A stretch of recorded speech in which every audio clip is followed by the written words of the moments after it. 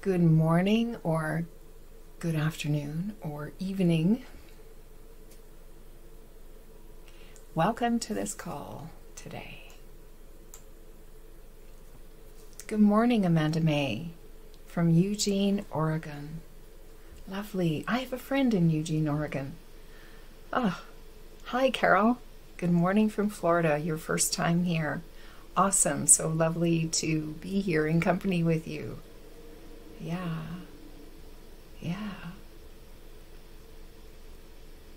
So when I think of these places in Oregon and Florida, I think sunshine.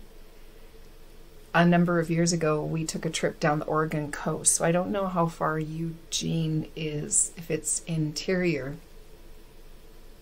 But beautiful, beautiful. We went from 34 degrees Celsius last week for a few days to cold, socks on, sweats on, jackets. I actually had a winter jacket on. We were camping last week. I'm in Alberta, Canada. So it is, you love the coast. I'm about an hour and a half from Florence. Okay. Well, now I feel like I'm going to go look on the map, Google Map, and see what I can see about where everything is situated.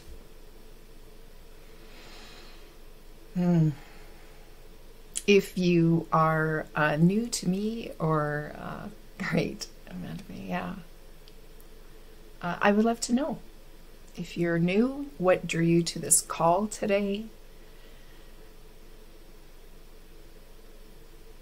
I must say that this I love subjects that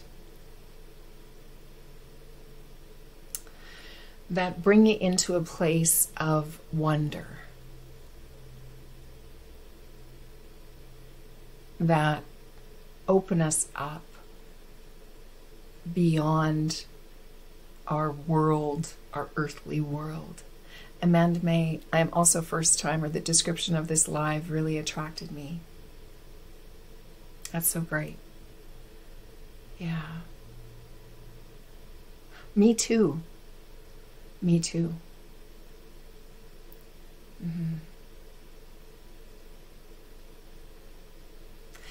I love this platform. Being able to have these discussions and in the chat, that's great. I'd love to be voice to voice, but this is really good. It was the description, Carol. Cool. Yeah. Well, I am like so curious and wonder filled about what is going to come up for you today. I hope that this sparks the infinite intelligence that is already within. It's already living and breathing you, animating your body.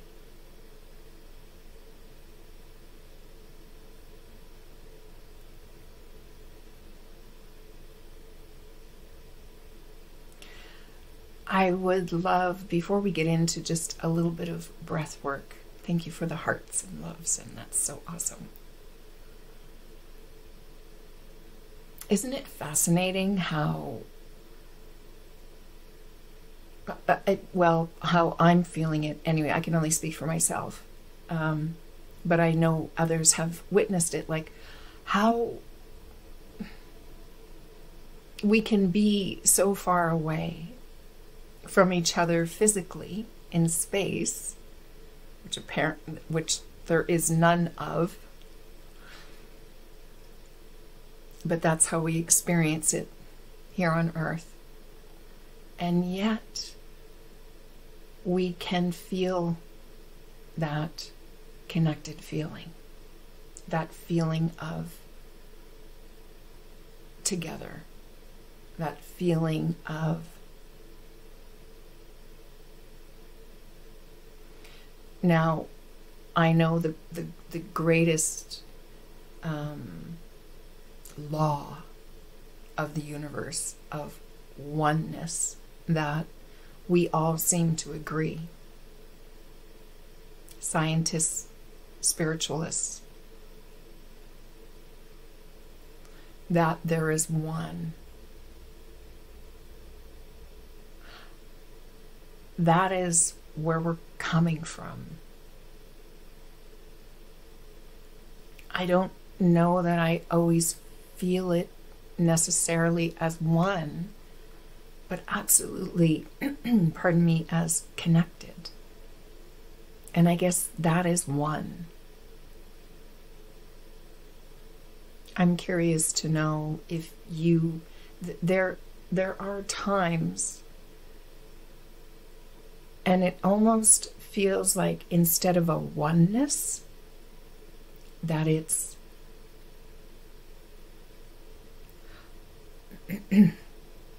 it's almost like a nothingness. Like I've never been in one of those those pools where all of the sound, basically you're kind of suspended in and there's nothing, so you're kind of there. I'm curious to try it because I wonder if it would have the same feeling that I get at times where you're so settled in to who you are, or wherever you are, whatever you are, because there's no time or space, that it's like a vastness. It's like there's nothing.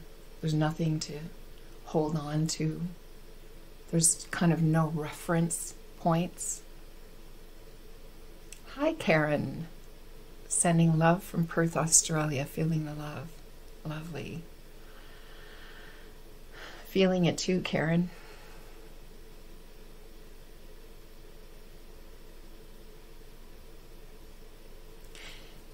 In our earthly world, we have all kinds of things to grab onto, right? It's how we function.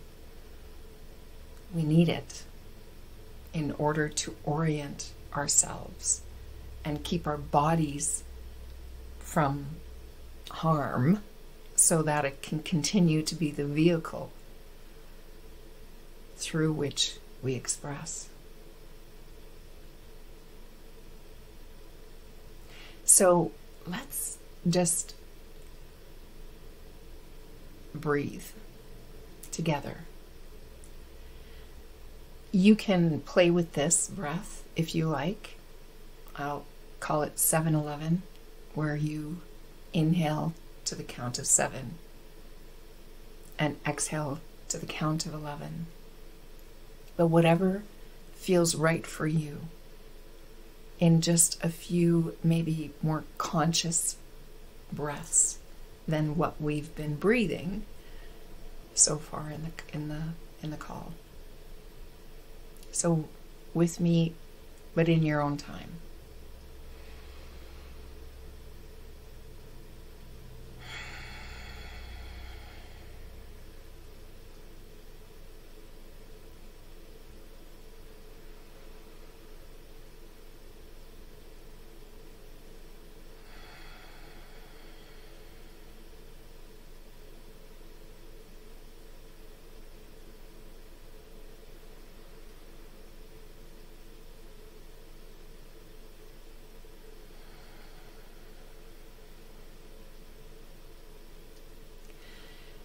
And as you continue to breathe, and just keep sort of a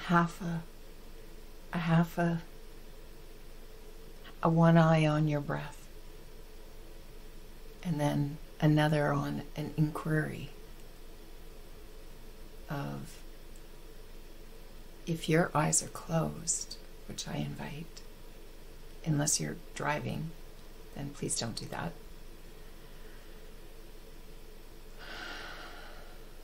Do you know you're still there?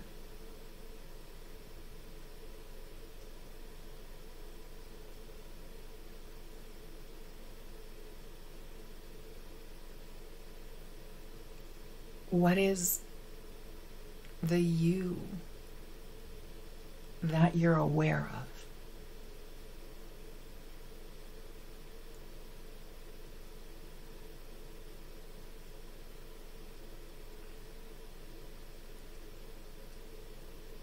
For a moment, let's bring our attention to the breath as it goes in and out. Whether your mouth is open and it's passing your lips,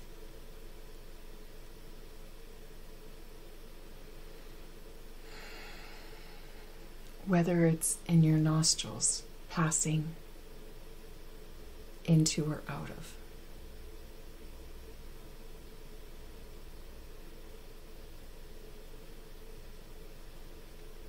We can notice our body and do a quick scan. Can you feel the hair on your head, if you have hair? Or the skin of your scalp, of your forehead? Can you sense what's inside, behind the skin of your forehead? What is it like to visit the cavity connecting your ears, your throat, your nose?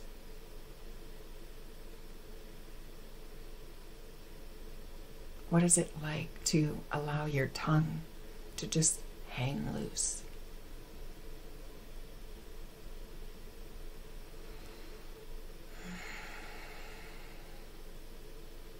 What's going on in your neck from the outside, the muscles, the inside?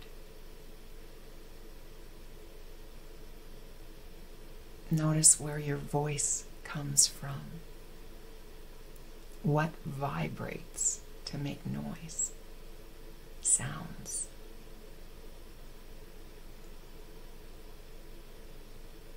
Allow those shoulders to fall away from your ears.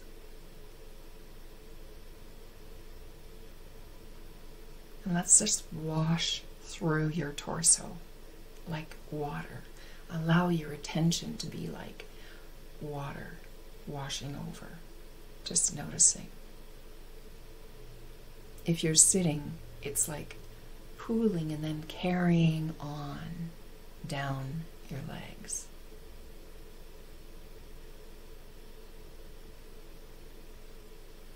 How is it when it runs through your shoulders, through the arms, and down and out the fingertips?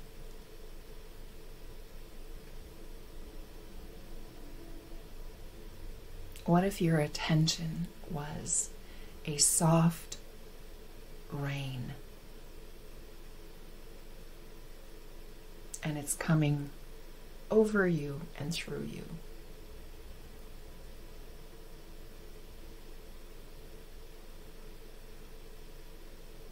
Now, how is this possible? What is it that is allowing you to notice this, to experience your body, to experience imaginary rain that we're calling attention to flow over and through you?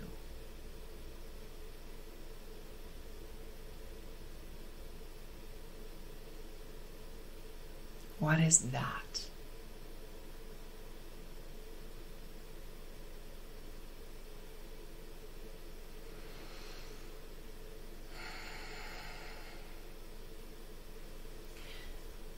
There's 3 principles that encompass all of the spiritual laws of the universe, of mind, consciousness, and thought.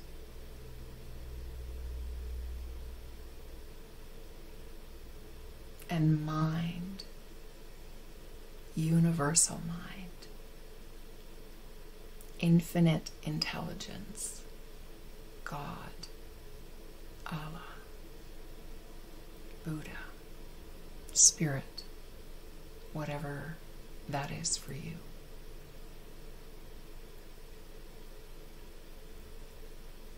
That is what you are.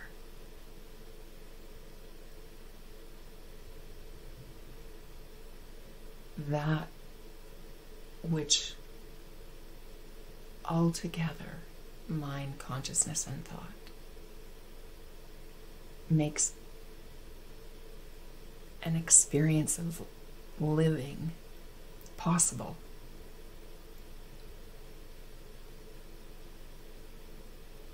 The principle of consciousness is like awareness.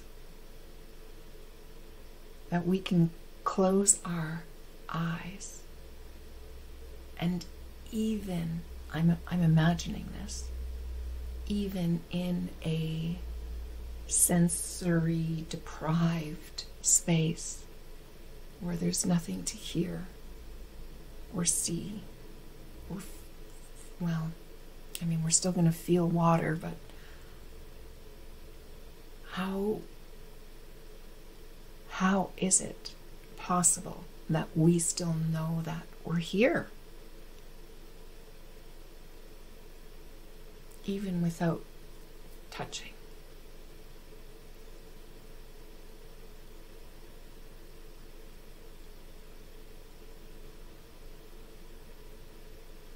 That is consciousness. We are that.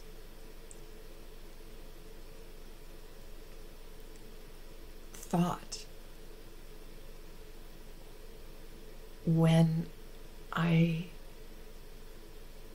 invite you to put your attention, and there is a thought that forms around the word attention. I'm going to look. I'm going to put my attention. We don't look. We may, but if our eyes are closed, we're not really looking. Are we listening? It's like with thought, it forms. Everything is made of thought. First in invisibleness, in like scattered energy. And then our attention brings it together. And in even saying the word, watching it, the breath go through your nostrils, I get an image of my nostrils.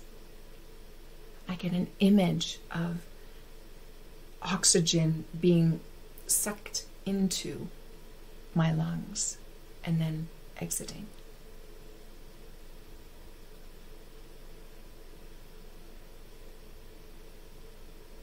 That is thought creating. And then you experience what you think. So we put this attention there. You have this awareness. Thought is creating an image, a feeling. We then experience that in our body. We feel it. So, what is it like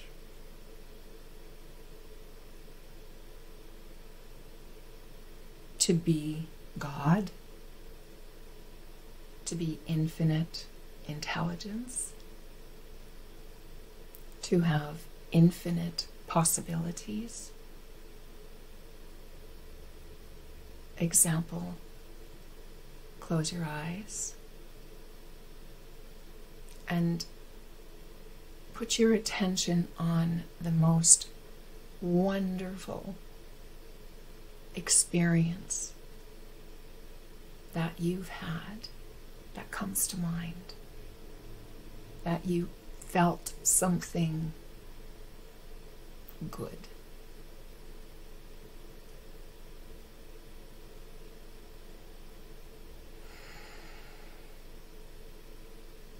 And just enjoy it.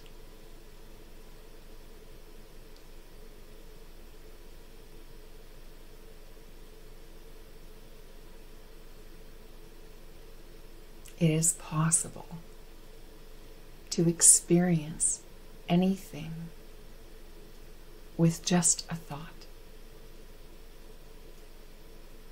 You are feeling your thinking.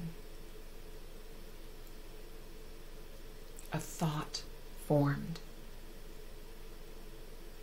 produces a reaction in the body.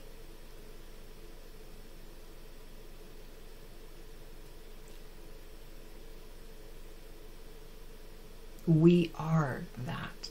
We are living the expression of infinite intelligence every moment of every day.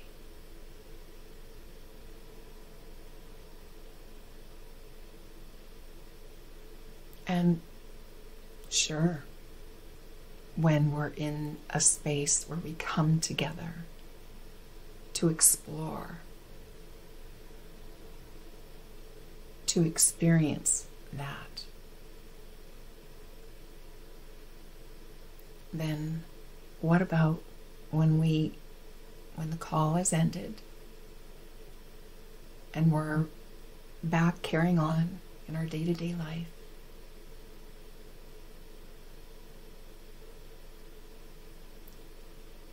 This experience is available even in cleaning up dog poop and changing diapers and making a meal and working on the computer, going to get groceries, driving anywhere, conversing with your neighbor.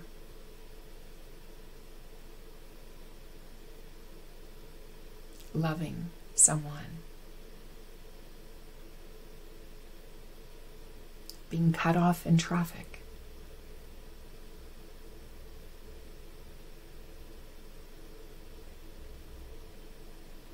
We are still that. How I see infinite intelligence, God, energy, the life, the life source, the life energy, is that it's this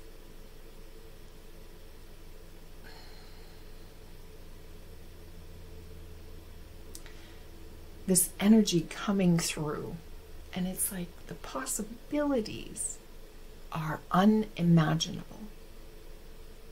So we have this universal mind, infinite intelligence, and we have our very personal mind, a very tiny mind of all that we've learned, experience, things that we've experienced, their memories. That's all we got going on in here. What we've been conditioned to believe or see or know. What we've believed because of experiences that we've had.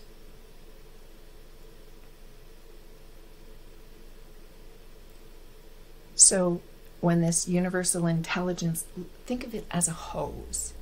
Let's say you have an ocean of infinite intelligence, and then there's all these hoses. Each of us are connected to a hose. And the hose is tiny. The ocean is huge. The hose is tiny. There's just one thing at a time, one thought at a time, one moment at a time that can be expressed through this hose, which is us. Pardon me, I need to cough.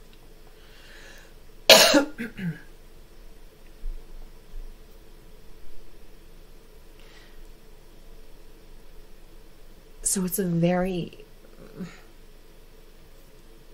one step, one step, one step, one moment, one moment, one moment at a time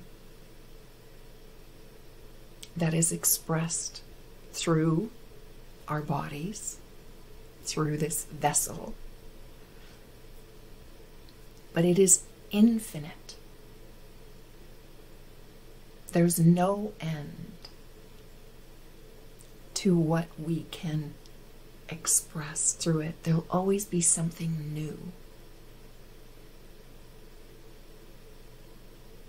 that will come up through us.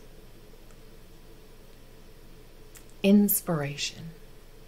The flow is inspiration.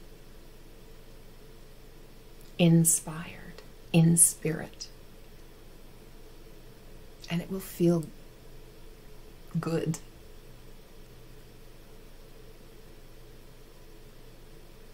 And there's no kinks in the hose. It is a free flowing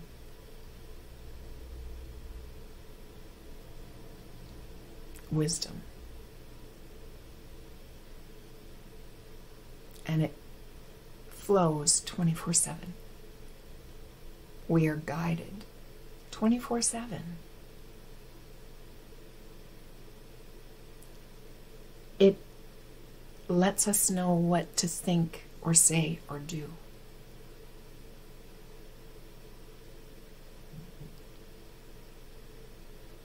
Moment by moment. And the only thing that can slow it down or stop it, actually it never stops, but is your own personal mind, your own like kink in the hose. Wait a minute, I can't do that. I've never done that before. I don't know how to do that. What will people think? What?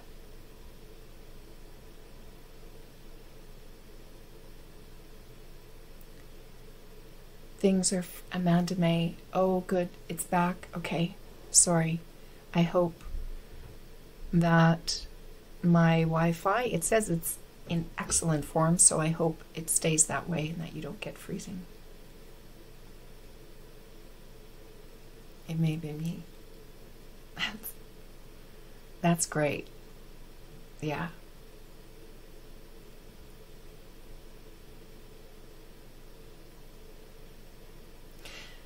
That's what can happen when we have this flow of who you are.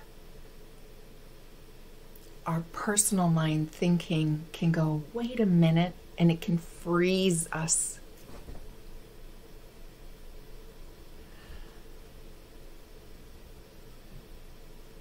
It can pinch off.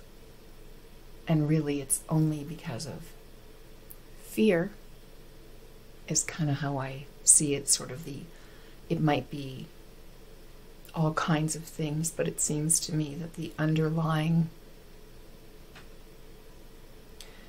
emotion or thing that will stop that flow of who you are is some kind of fear, worry, anxiety,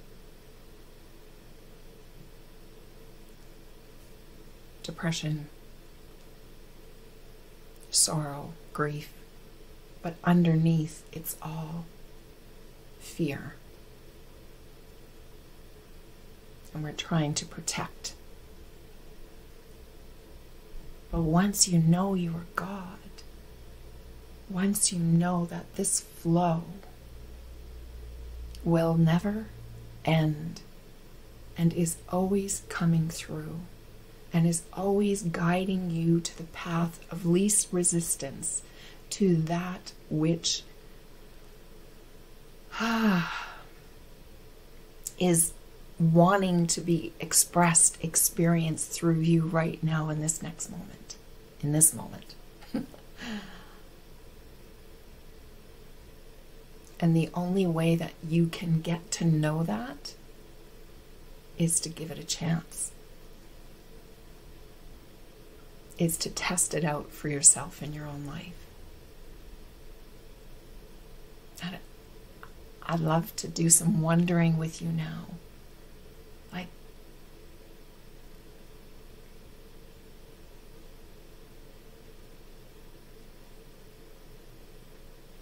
what would you be doing today for the rest of your day, or at least the next moment after this call? Knowing that you have this vast state of meditation, this vast state of well-being and love and connection and potential and creativity and freedom. This is your source. This is you.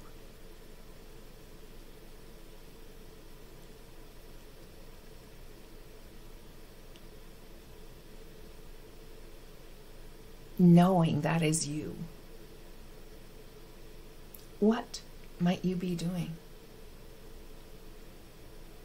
What would you do now?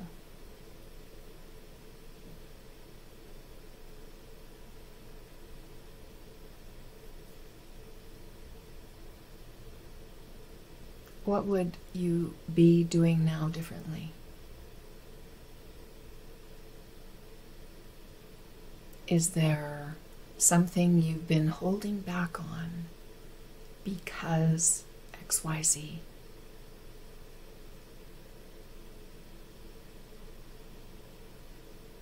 Is there something you've been believing that it's too late for?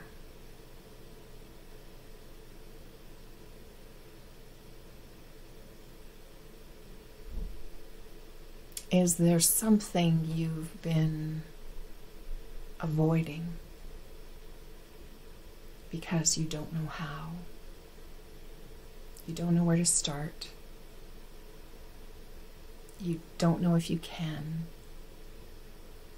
But oh my goodness, the thought of it lights you up from the inside.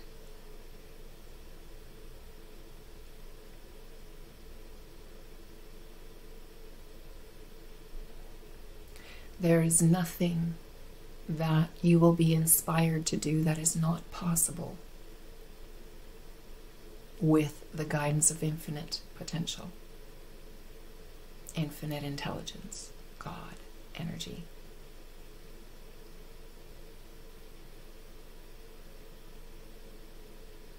I believe we are here to express this vastness in the only way that you can do, through your particular body, as it is right now. Nothing to change about it. It doesn't matter the age, doesn't matter the size, the number on the tag, or the scale, or the health of it. That has nothing to do with your unique expression in the world.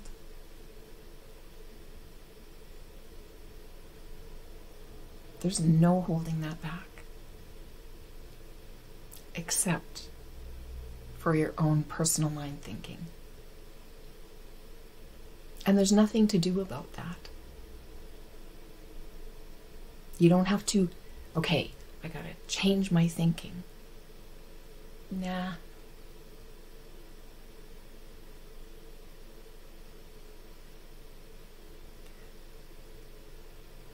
And I'll expand on that because that can be very frustrating to hear. What do you mean I don't have to change it? This is what's pinching off my hose of creativity and possibility and delight in my life. Then I gotta change that. But actually, the more the times that we try to change our thinking, the more thinking we have, the more pinched the hose of creativity gets. Just recognizing, noticing that, oh, I got a lot of resistant thinking about this. Just recognizing that breaks the thought, the habitual thinking. And when you continue to just notice, you will feel it in your body when you are resisting the creative flow, all that you are. Maya, hi Maya. I'm going to say, is it Maya or Mia? One or two? Very true. Sandy, what if God was one of us? Sandy, oh. God is all of us.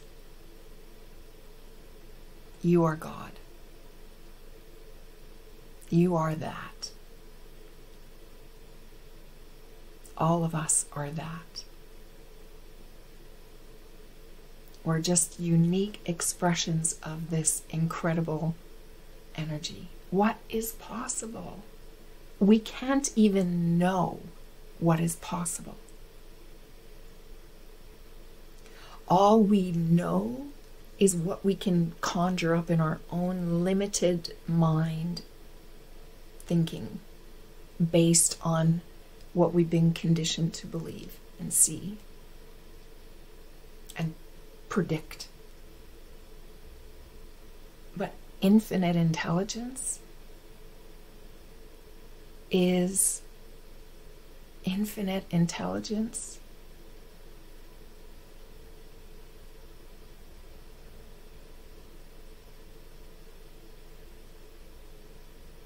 It's 100% reliable. And it's also unpredictable.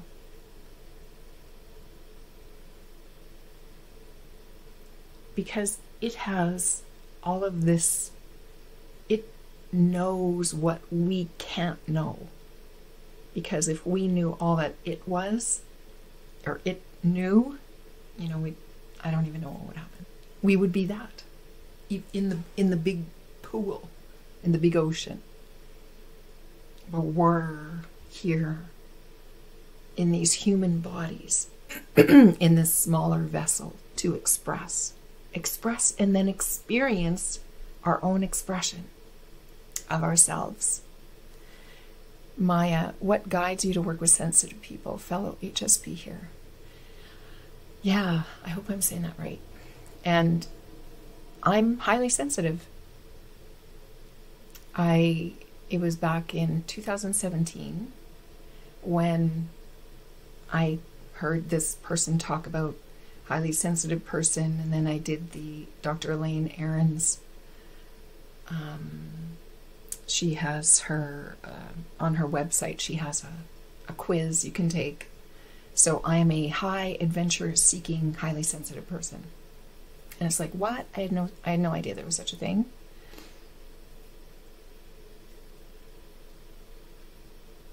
So, and along with that, yeah, I'm a Scorpio. I'm a number 7 on the Enneagram, or maybe it's changed since I've done that a few years ago.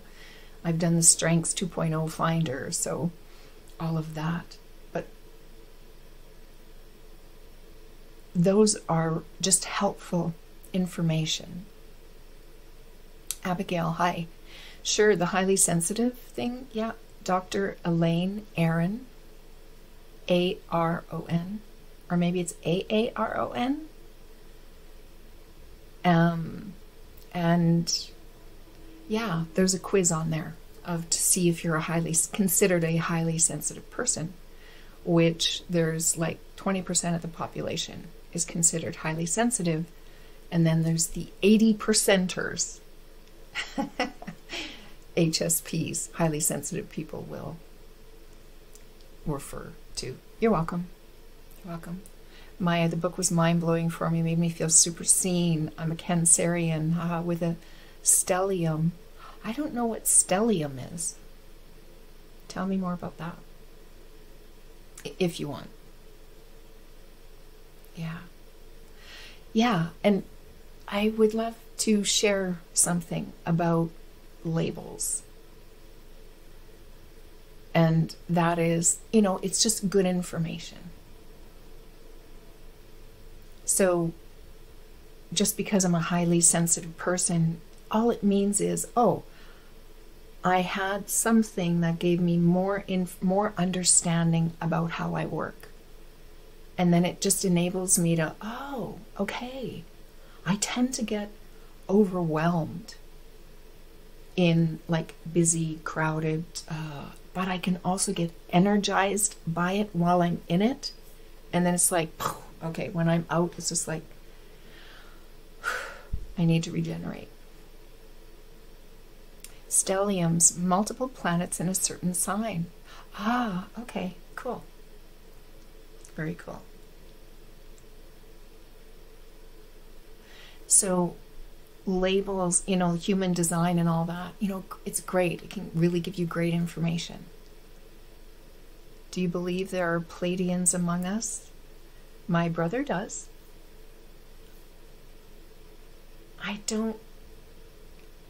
I believe that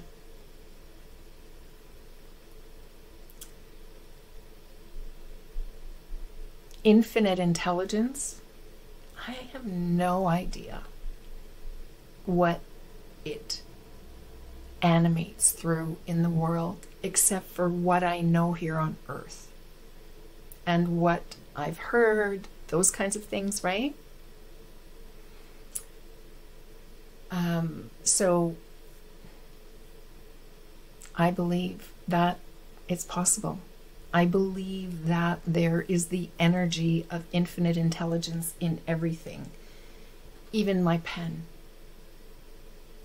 Now, my pen isn't animated that you can see until I animate it.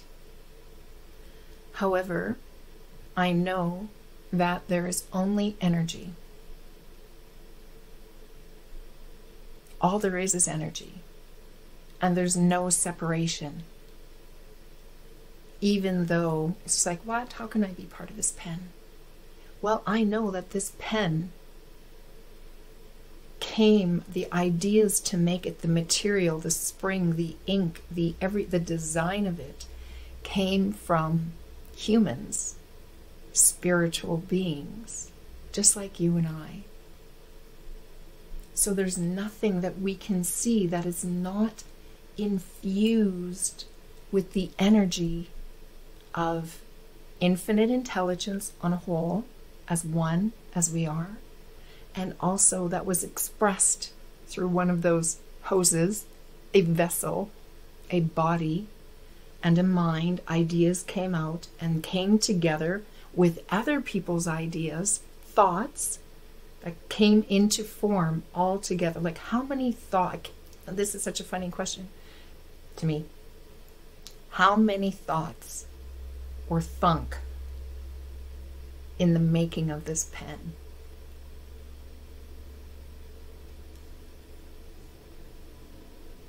What is possible for you? Knowing that you don't know what's all possible. But when you know that you're lived by something that has infinite possibilities, there is infinite abundance of health. Health is your natural state. Well-being is your natural state. Even in a body that has like physical afflictions or injuries or things, there's still a natural state of well-being and health that is living through it and is adjusting things, healing things. Maya, I was wondering about the infinite intelligence and sensitivity, because sometimes with getting overwhelmed, I wonder how much you can trust yourself sometimes, if that makes sense. And Sandy, sorry, I missed your what you were saying was cool. Maya, yeah, here's a go-to to knowing what to trust and what not. when you're feeling, let me ask you this. Have you ever had a time, we've all had it, but can you think back to a time, maybe there was a decision, something that you needed to share with someone, and you just knew what to say or the decision to make. Like there was no doubt in your mind. And you would have felt that, yeah, this is it. I know it. When you have that open, the feeling is key here. The feeling is key. Your body is a key instrument in letting you know whether you are allowing infinite intelligence to guide you, or whether you're trying to interject it with your personal mind and say, hey, no, I know better based on this and that and that and all of this. I can predict that this is going to happen. So no, infinite intelligence, you don't know what you're talking about. Or it might be like, oh my gosh, I'm afraid. Here's the thing.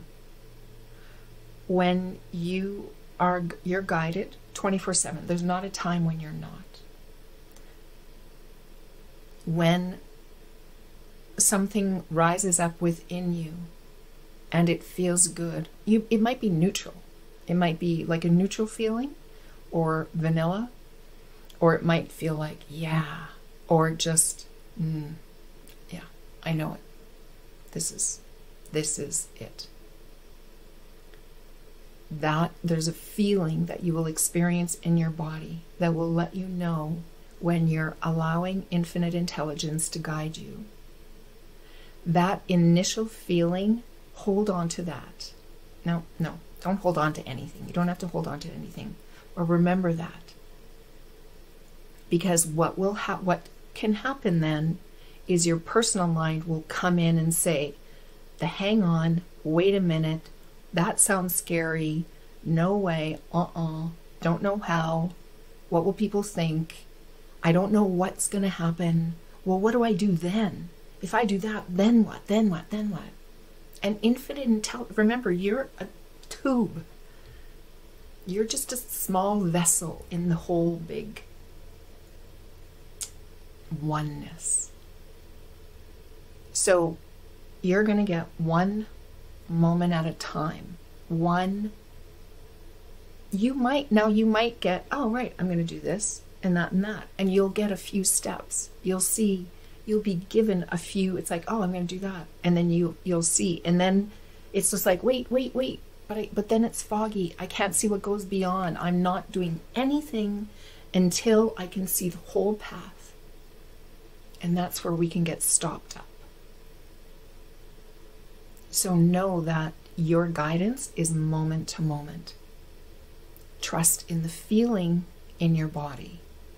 If you can't tell, oh my gosh, I don't know, everything feels, don't do anything. That is not a time to be making decisions or having conversations. That clarity of mind is what you will be experiencing when you are allowing. So your mind will be clear, you're going to feel it in your body, and that is a place to make your next move or words or action. Is that helpful, Maya? When you're feeling tense or stressed or muddled or confused, your personal mind is resisting infinite intelligence guidance, and that is not a time to, it's just like, okay, all you need to do is recognize that. Okay, I'm getting all caught up here in my thinking, my personal mind thinking. So I'm just going to let go for a walk, breathe, pet your cat or your dog, hug your child, cut up some vegetables, go for a walk or a run or a nap.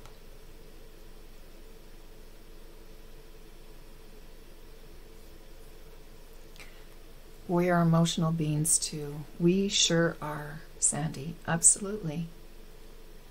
Maya, very insightful. Great.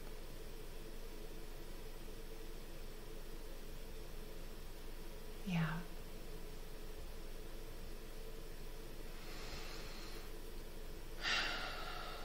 Maya, I agree. I think when it comes to intuition, sometimes it feels like an immediate or strong knowing / pull. Yes. Yes. When I work, I'm a transformative coach, and I do channeling and energy healing. And when I work with clients and they're in this place of, oh my God, I don't know what to do. And there's one that she says, I know now. I go back to the moment when the idea first came up. And I check in with that feeling. And it's like, oh yeah, that was a good feeling. And then she says, then I know that, right. I'm just afraid. And I'm putting all these thoughts around it, trying to squish it down, because what's going to happen? Well, the thing is, when you're infinite intelligence, what's going to happen is it's like your inner GPS. It's going to say, make a U-turn, turn left at the next stop, do it, it will guide you through the path of least resistance, no matter where you are. And we're human. We have a personal mind. We don't want to get rid of that. We need it. It is what orients us in this physical world. So it lets us know when it's like, oh, there's a cliff, there's stairs. That means going down, gravity. It guides us, allows us to drive and chew and swallow and eat and have preferences. Allows us the feeling of, this feels good with this person. I prefer this. Everything on this earthly realm is contrasted. It's contrast. There's always one extreme and then the other, and everything in between. And that's where all of our preferences are. That is what makes us unique and different. We all have different preferences. Every moment of every day, we are choosing things based on our preferences.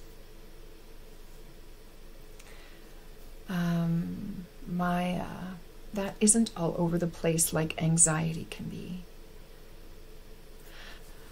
That isn't all over the place like anxiety can be. I'm not exactly sure because, sorry, I see that it came in 2 minutes ago. Is there something more that you can share, Maya, that if you want me to speak to that, because I'm not exactly sure what you were speaking to, and I'll pay attention, I'll watch the chat. Ray, I think that overwhelm often comes from the conflict of other people's anxiety influencing our self-trust. Well, Ray, let's explore this, if you're open. So, what I'm pointing to here is that we experience life from the inside out. So bear with me here. When it looks, so let's say there's someone there in your life, I have some too, that have anxious thinking. Now, how they are being in the world, their anxiety, does not affect me in any way. It has nothing to do with me. What happens, though, is we witness something, we see something, and then we have thinking about it. It is only your own thoughts, Ray, that you experience. You cannot experience someone else's thoughts, thinking, their experience.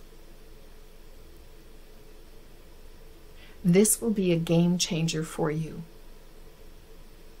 to understand this. And forget about the understanding of it. Test it out. Test it out for yourself in your own life. Because we can all be, this is how we can all be in the same room with the same person with anxiety, which is just, let's cut off that and just say anxious thinking. That person has thinking that is anxious. Anxious thoughts will make you feel anxious. And then we slap a label on of anxiety. You have anxiety. When you have depressive thoughts, you have depression. No, you have, I'm not minimizing any of this because I've experienced anxiety, I've experienced depression, I've experienced addiction, I've experienced many of these things. And if someone would have told me then when I was in the midst of it, you're not anxious, you just have some anxious thinking. That would not have been helpful, I don't think. I don't know. But knowing what I know now of how the mind works, how we can only experience our own thinking. So we don't experience our body, we don't experience, a messy house. We don't experience an accident. We don't experience war. We don't experience illness. We experience our own thinking about those things. That's the only thing we're feeling. Ray, it's difficult when it comes from people who care for your well-being. It's difficult when it comes from people who care for your well-being. Yeah. Hey, let's talk about, yes, let's go to whenever I get kind of all up in my head about something, when I get caught up in my thinking, because I know that's the only thing I'm experiencing, go, and I'm going to invite you to do this. I'm just going to give you a directive, but really I invite you to do this.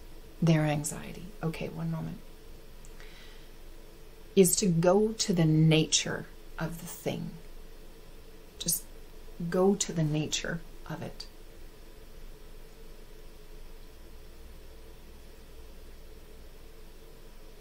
This is like going to the principles of life. Why does this thing keep dropping? Why does that keep happening? Well, because there's something called gravity. So I'm going to go to the nature of it. Gravity pulls things down. So that was sort of a simplistic thing of just saying, like, go deeper. Because whatever's going up in our own mind pulls you away from the nature of the thing and makes it confusing and overwhelming. So it's difficult when it comes from people who care for your well-being, their anxiety. I mean, yeah.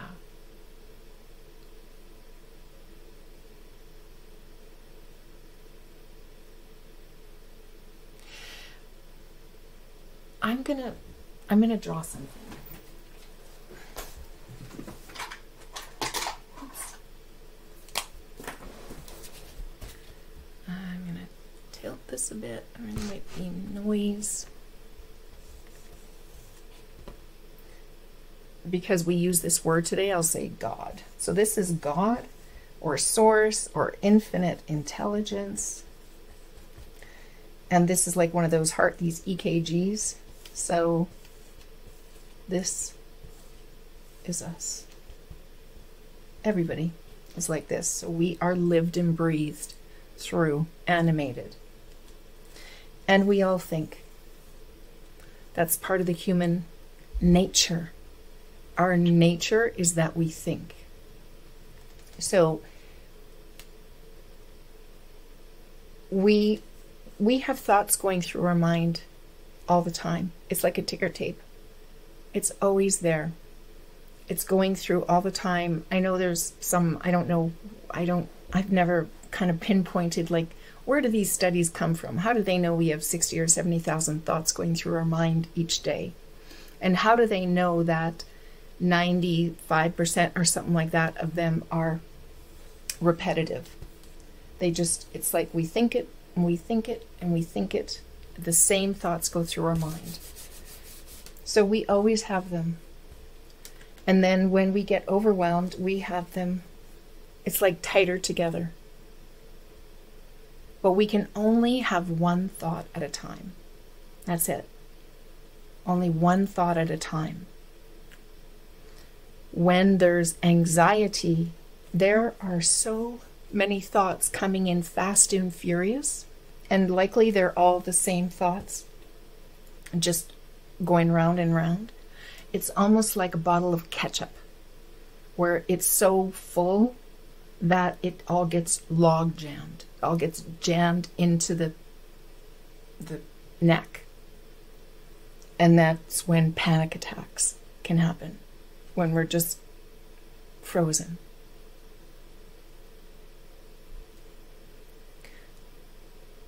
When you have this understanding that, oh, I'm only experiencing, and then you experience this, this produces a reaction in the body, in the physical body, and you feel it somewhere.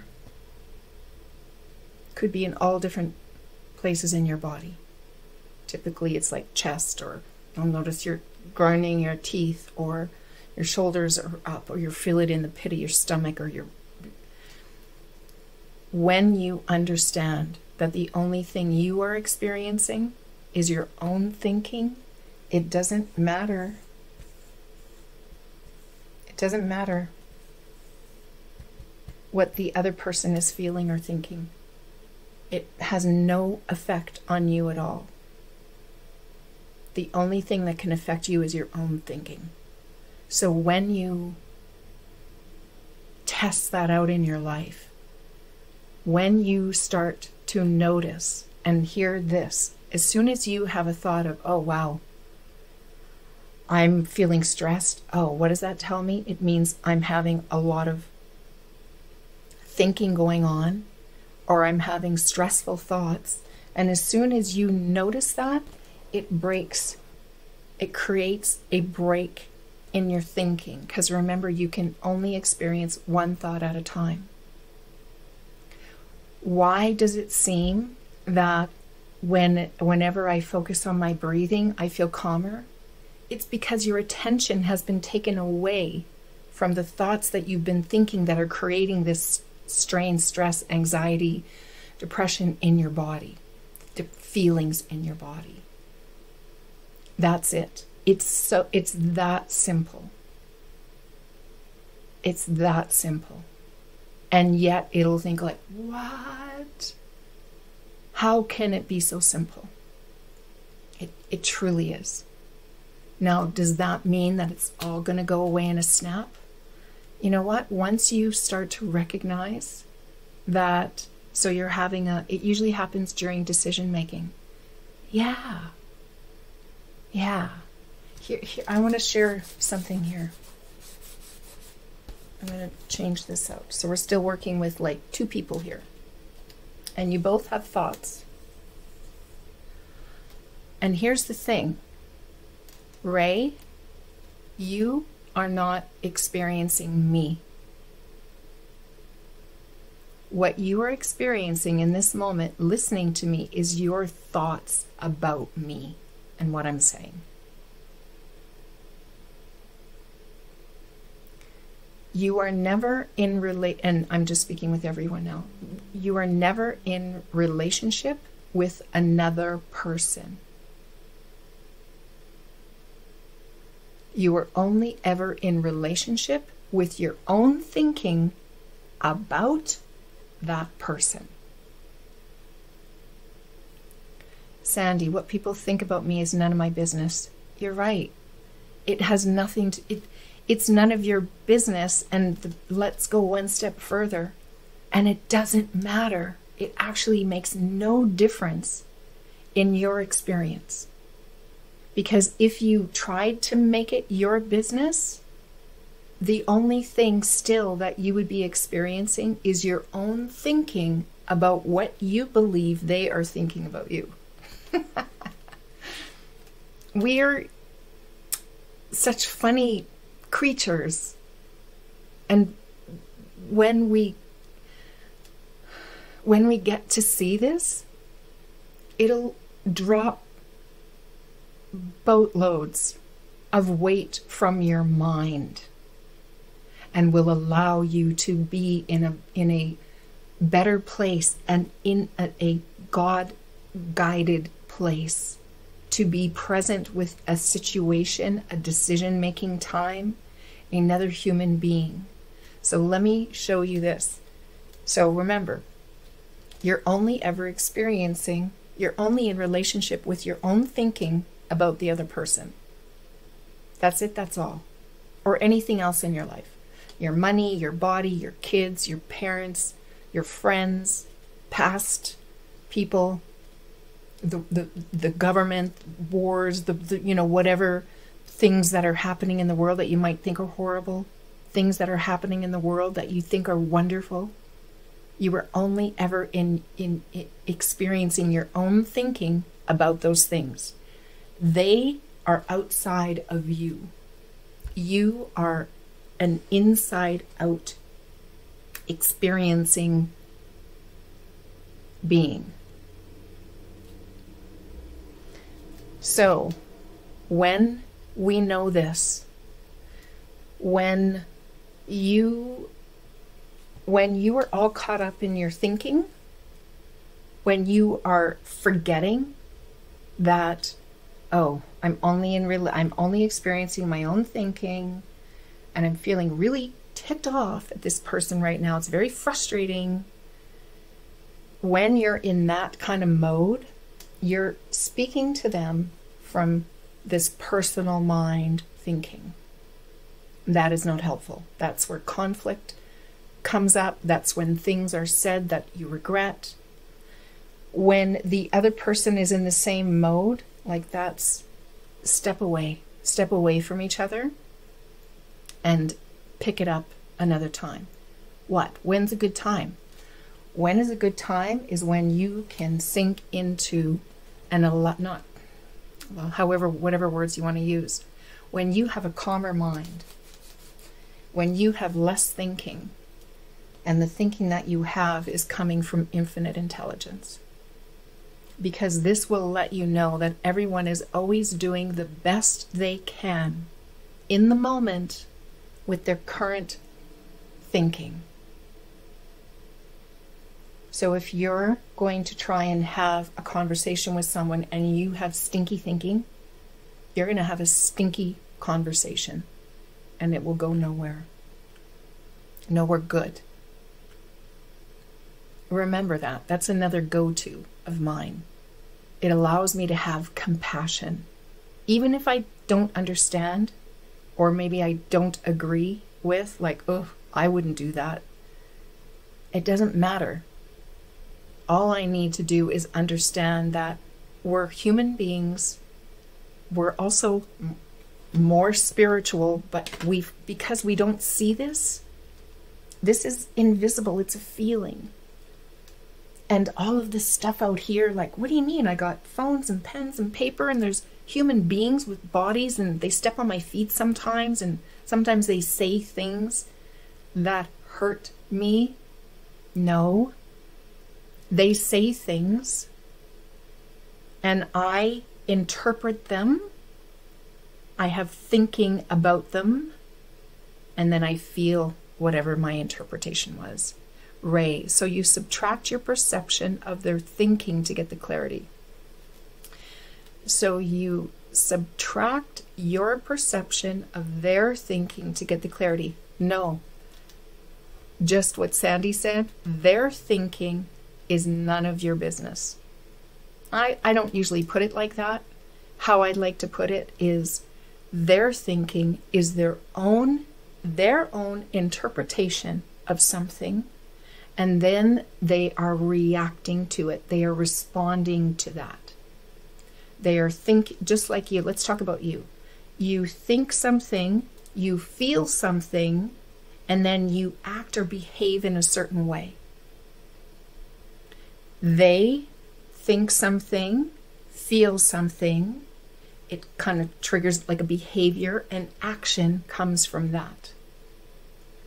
Okay? Maya, we can't know what someone else is thinking no matter how hard we try, and that is freeing to remember when it comes to caring about what people think. Yes. Yes. So Ray, all you need to know is that you are only experiencing what you're thinking. You're not experiencing what they're thinking. It's impossible. You're not experiencing what they are saying. That's impossible.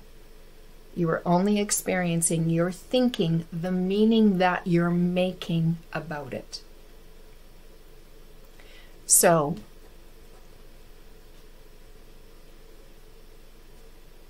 yeah. Now, if the other sometimes has no interest in understanding how the mind works and that we feel our thinking only and ever, so they might spend a lot of time up in their heads, up in the thinking and believing their thinking, believing that you're doing this on purpose. You're cutting me off. What's wrong with those people? What, like we blame. Whenever we want to blame or complain, we know that we are experiencing our own thinking about something. We've made a judgment about it, and that's the only thing we experience. We create our own suffering. We create our own joy. We create our own peace just by the level of how much thinking or the quality of our thinking, what thoughts we're saying, yeah, that thought. Abigail, I always have a hard time balancing this knowledge and feeling like we still have to take accountability for how we affect others with our words and actions. Hey, Abigail, no worries. Guess what? Because you are God. Oh, I just felt emotion there.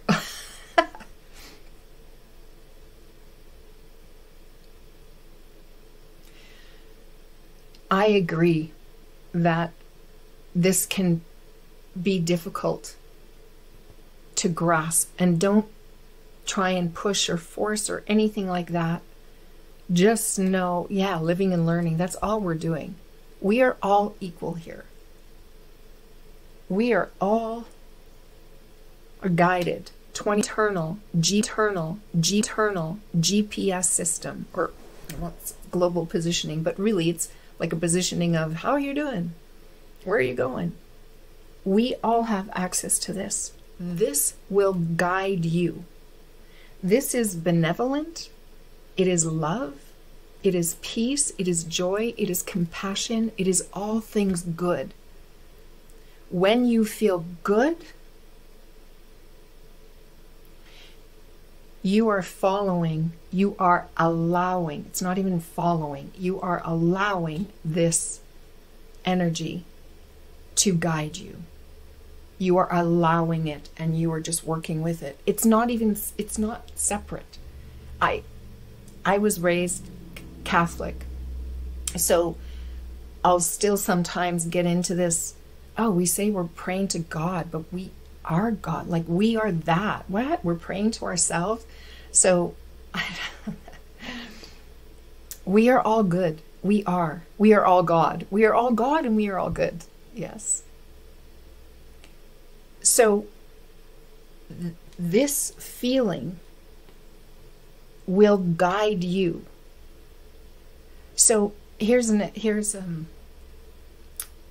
if we, okay, so I've done this before where I've ended a relationship. And I think I was more caught up in my thinking about not wanting to hurt that person than I was in, yeah, this is no good for either of us, and this relationship needs to end.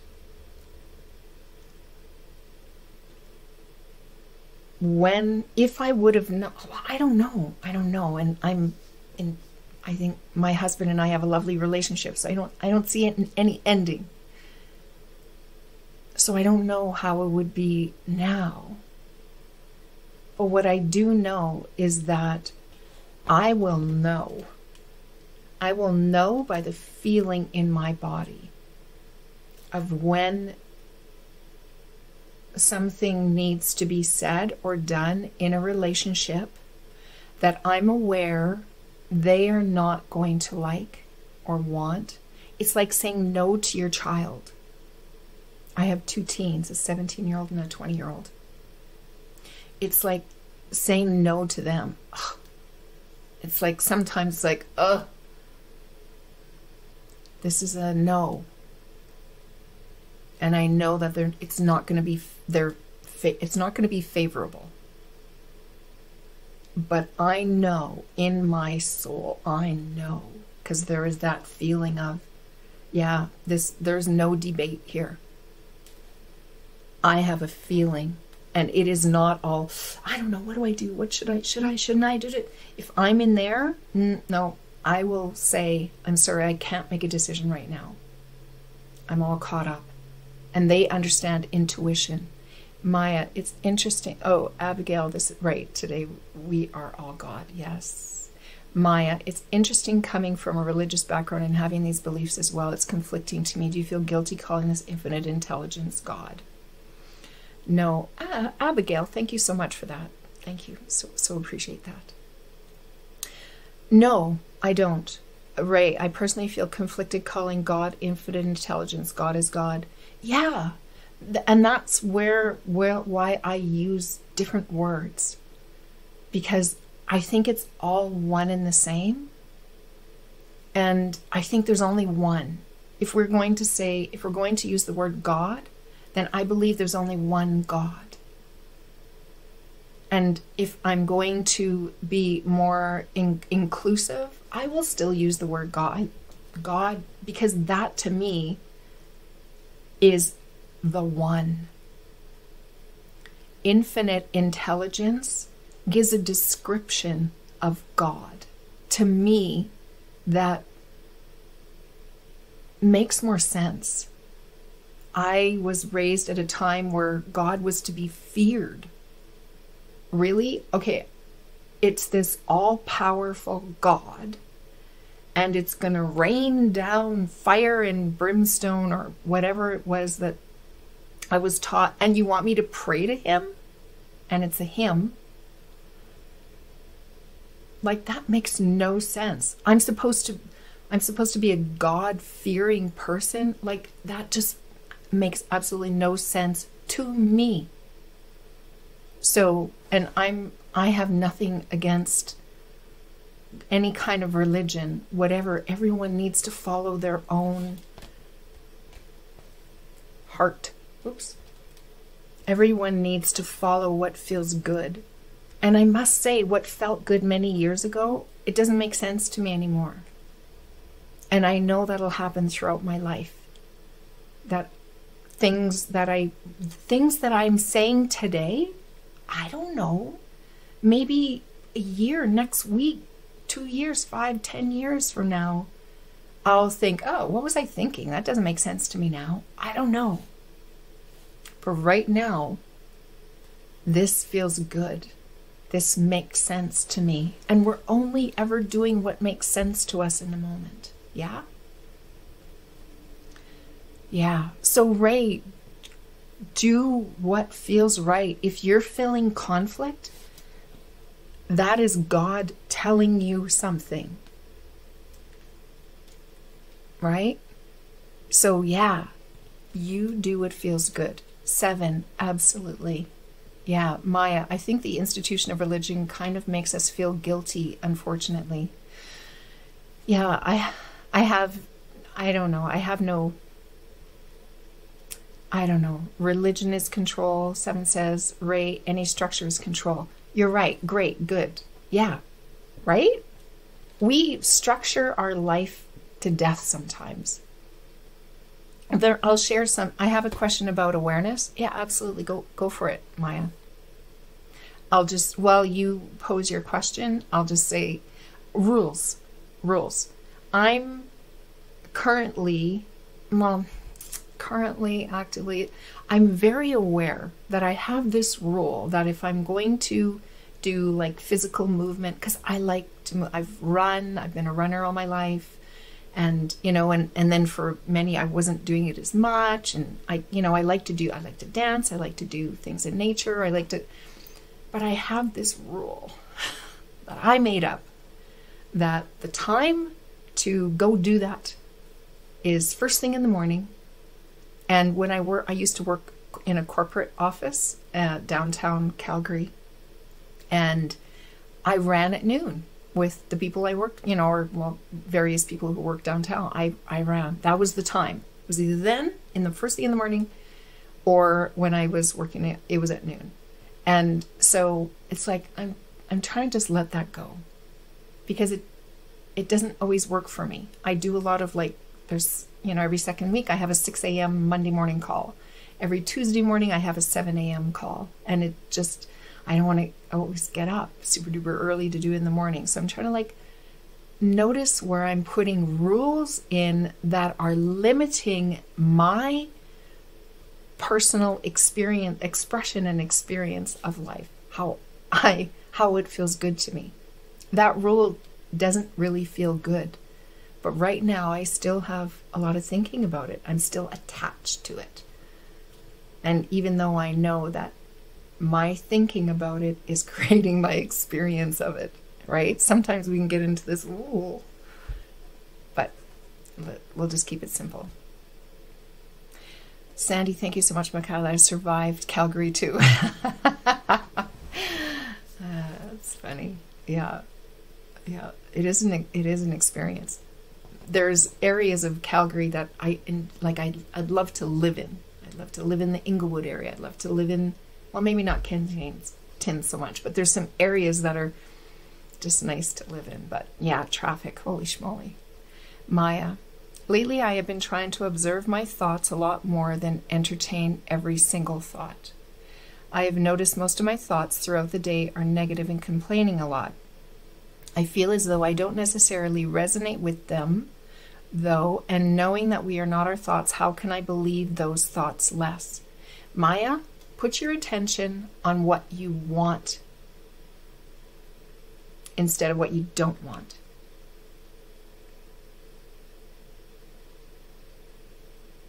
How do you want to feel? I don't mean positive thinking.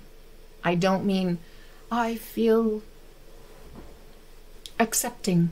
I feel, no. Drop down into settle, get quiet. What do you really want to experience in your day? What do you really want to feel?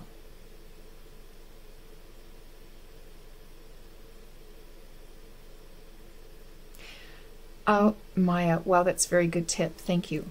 Yeah, well, here's the thing. Oh, I never did kind of finish that whole, here's the thing. Whatever you're thinking about, so if you're, complaining or blaming or criticizing, it's like you're going to get more of the same. You're going to get more to blame, complain, and criticize about, because we're all vibration, we're all energy, and we're all energy, and every thought has its own vibration. This is where I was talking about all of the laws of the universe. They're all kind of in the three principles of mind, consciousness, and body. Or mind, consciousness, and thought. Sorry. Thoughts aren't the same as thinking. You're right, Ray. Yeah, it's not. They're not. Otherwise, you couldn't think about your thoughts. Yes. Yeah. Whatever you are putting your attention on, whether it's blaming or complaining, you're looking to, like sometimes I'll hear in the house, who ate the last? Or who left the door open? Or whatever. And it's just like, does it matter? It's just like we're looking for someone to blame for how we're feeling. So whatever you are thinking, you're putting out a vibration. And you will attract more of it, because the law of attraction, it's true. It's how it works. We get more of what we're putting out. So lift your attention from that and look to, how do I really want to feel? Only you will be able to discern that for yourself.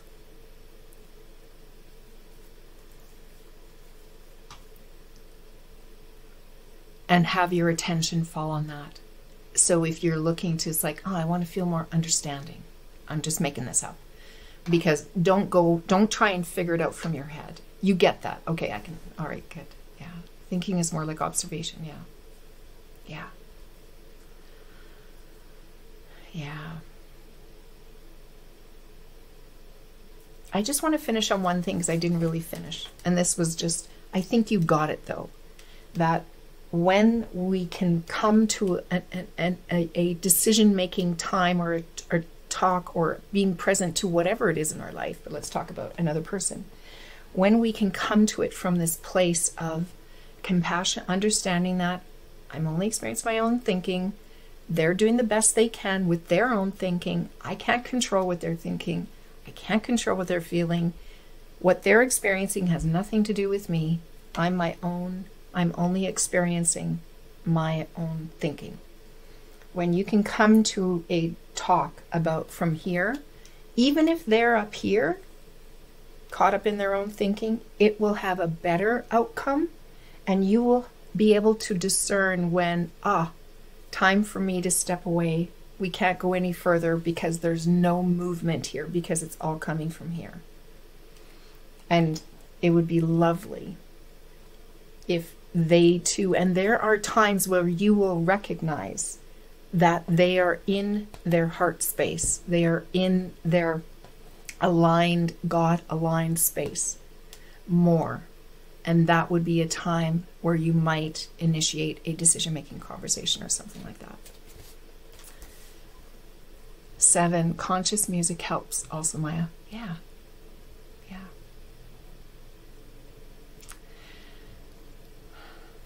This has been wonderful. I hope it was helpful for you. I'm getting some these recordings put into something that I'll make available in my bio. I haven't quite got that done yet. I just had a week off, so this week I'll start to get some of those things in place. Conscious music as in frequencies, Maya's asking. 7. Gratitude than you. Gratitude than you. Thanks for the illustration. I hope I didn't sidetrack us too much. No, Ray, not at all. I know and fully expect and invite that whatever subject I bring to the table, that it's just a kicking off spot. It's just a kicking off. And I hope everyone else got something from this as well, because this is where things can be really helpful, to hear real life situations and let's talk about it. Because this is all, it's the work that I do, it's always in an effort to point you back to who you really are and how and what you are experiencing, the feeling of your own thinking. Because this understanding will change everything. What to put your attention on. if you keep looking at trying to change something that's already created, you're instead look to what you want. Get the feeling, which will come from here because it's guiding you 24/7. Get the feeling of what wants to be expressed, what wants to be created, what experience wants to be created through you. That will guide you.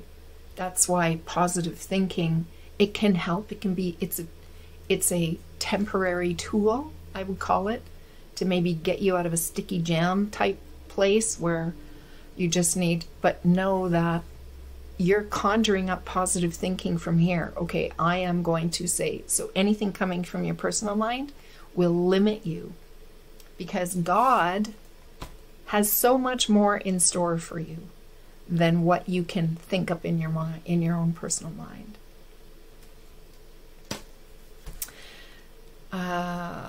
Okay. So 7 is recommending reggae, jazz, piano, drums. Nice. Maya. All right, cool. Thank you. I love jazz and piano. Maureen. Hi, Maureen. This is my first time and you've opened me up to another understanding. So great. I'm so glad, Maureen. Nice to meet you. Hope to see you again. 7. Check out the group Midnight. Vaughn Benjamin and Bob Marley. Love Bob Marley. Krista. Hi, Christine. Thank you, Michaela. Yeah, you're so welcome. You're so welcome. This has been lovely. We're getting really on in time, but if you care to, I find live events I actually kind of prefer, but I understand that it would be helpful to do more tracks as well. And I'm curious, you don't have to share, but if you'd like, I'm just curious if I have only done one channeling, energy healing track, and I'm wondering if you would find topics, certain subjects on that are channeled healings to be helpful as a track. And then again, I still will make the recordings of these live in another. Oh, love all the hearts and flowers. Maureen. Thank you. Yeah. Is there anything that maybe one's geared towards emotional healing? Thank you, Maya. That's very helpful. That's very helpful. Thank you. I'll go back in the notes and hear. Is there anything else that comes to mind? I do really enjoy them. And you know why I enjoy doing them so much? Because it's coming from here. It's not me. So whenever you, and you know how it feels, we were talking about the feeling. This feeling that of when you're allowing God to move through you and express through you, it's just so dang good. So I really enjoy them. And I hear that it's helpful too for my clients anyway, so great. Well, thank you so much for being here and for participating. 7, yeah, we all share similar experiences and we learn from each other. Absolutely. Yeah.